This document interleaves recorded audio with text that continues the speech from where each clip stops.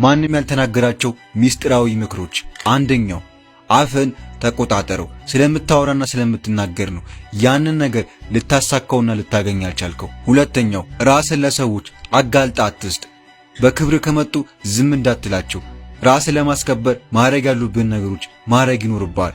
ሶስተኛው የሰጡን ነገር ለመቀበል አትሞክር። አብዛኛው ሰዎች ማለት ነው ካንተ ጥቅም ነው እንጂ የሚፈልጉት አንተን መጥቀም አይፈልጉም። አብዛኛው ሰዎች ራስ ወዳድ ናቸው። ሁሌም ይሄንን አስታውስ።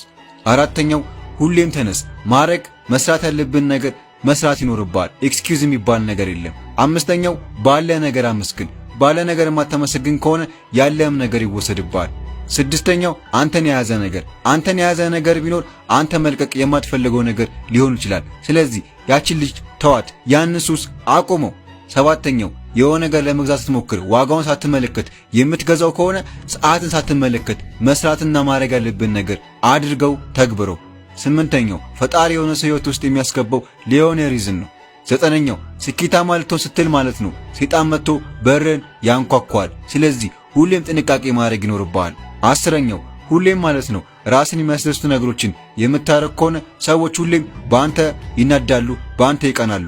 11ኛው ስለ ራስህ ህይወት በረም ማሰብ መጨነቅ ከጀመርክ አዝናለሁ፣ አብዛኛውን ጓደኞችን ሉዝ ማድረግን አቅም ትጨምሯለህ። ህይወት መቼም ብትሆን አጠነክርም፣ አንተ ነህ የምትጠነክረው። ስለዚህ ማድረግ ያሉብን ነገሮች አድርግ ወንድሜ፣ መቼም ተስፋ እንዳትቆርጥ።